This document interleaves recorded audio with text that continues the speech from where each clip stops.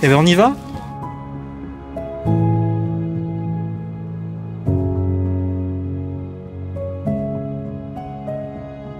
Alors nous sommes au Père-Lachaise, qui est un cimetière que j'aime énormément pour des raisons totalement intimes et puis après des raisons plus culturelles. En fait j'avais l'habitude d'y aller parce que je n'habite pas très loin pour arrêter de s'écouter penser et simplement être dans un entre-deux. C'est un endroit absolument merveilleux. Toutes ces dernières années, à bien des égards, c'est un endroit où je me sens bien.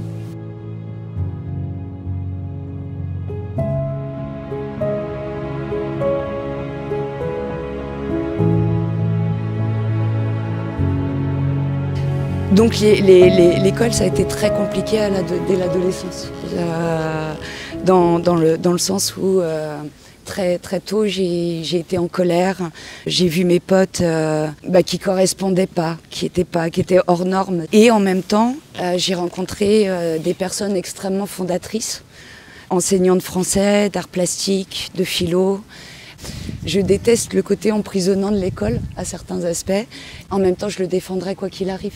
Maintenant, c'est les reproductions des violences, que ce soit vis-à-vis des enseignants et vis-à-vis des enfants, des adolescents qui me contrarient et me bouleversent souvent. En tant qu'artiste, j'ai quand même découvert au fil des années toute une façon de penser et de dire les choses, donc j'ai appris ce que c'était qu'un public captif. Je crois que dans cette captivité, c'est-à-dire un rendez-vous qui est donné entre des murs quotidiens, c'est un défi et un pari absolument génial que d'aller en fait réveiller le désir, l'imaginaire, un peu de désordre. Plus je vieillis, je pense pas que je me ramollisse, bien au contraire. C'est vrai que j'ai un intérêt profond pour ces périodes assez longues, de l'enfance à jeune adulte, où il est encore possible d'apporter le plus de choses pour nourrir. Je crois que j'aime profondément ça. Alors, je suis plus d'accord maintenant sur la question de miracle sociologique. Je crois qu'il y a des exceptions sociologiques, mais j'ai quitté le terme de miracle. Je ne sais pas pourquoi, moi, par rapport à ma fratrie, en fait, ça a été si évident, si bouleversant, la lecture, l'art, et que ça m'a constituée et que je m'en suis saisie. Mais vu que ça m'est arrivé, et que je sais bien que c'est arrivé à d'autres aussi, je ne pourrais pas être heureuse d'être simplement dans mon monde, à écrire des poèmes, à peindre, à filmer, si je n'avais pas cet endroit un peu étrange où tu ne sais pas ce qu'on va construire à plusieurs. Je pense que les premiers ateliers d'écriture, il y avait une fonction réparatrice, il y avait quelque chose, tu sais, de l'ordre de la culpabilité. C'est-à-dire, mais comment, moi, je vais vivre... je vais parler du monde, je vais m'y inscrire, mais en étant à côté, en créant.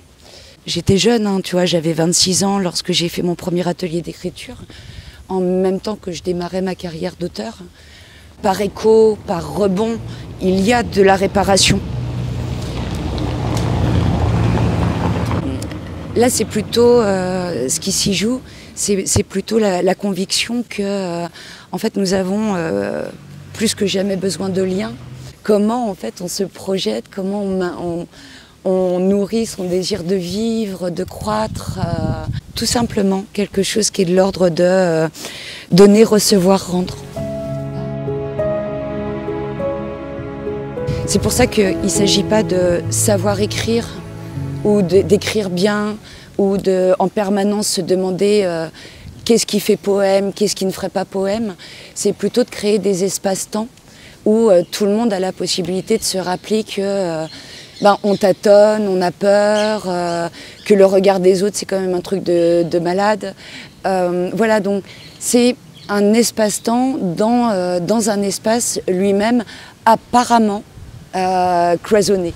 Dans un one-shot, tu auras quelque chose de la rencontre peut-être plus passionnelle, vu qu'elle est performative.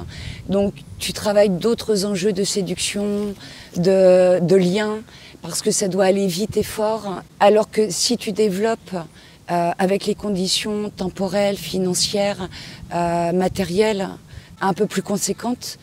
Alors là, tu vois ce qu'est le principe de toute relation. C'est-à-dire qu'avec le temps, tu as des ouvertures, des fermetures, tu as des erreurs que tu peux dépasser. J'avoue que j'aime les deux. Des formes brèves, mais parce que aussi j'aime pas toujours être implantée au même endroit pendant très longtemps. Parce que j'aime pas la routine, mais j'aime vraiment aussi le temps. Mais parce que moi, ça me permet aussi de vivre avec mes propres peurs, tu vois, de me dire oh là là là là là là là là, mais alors là, cette séance. et tu sais que tu as celle d'après et que tu peux reprendre et que le rire peut à nouveau entrer dans les interstices. Donc ouais, non, les deux sont bien. Après, il ne faut pas se leurrer. Pour créer, il faut du temps. Pour penser, il faut du temps. Pour aimer, il faut du temps. Comment, au niveau générationnel, au niveau intellectuel et artistique, essayer de fournir des outils aux jeunes générations, mais pour parler de ce monde-là, tel qu'il est. Et l'atelier, c'est rappeler ou apprendre aussi parfois, à la fois aux enseignants et aux élèves, que c'est ça la fabrique du vivant. C'est là où je pense que c'est assez jouissif et heureux. C'est que l'écriture, elle prend tout un tas de formes.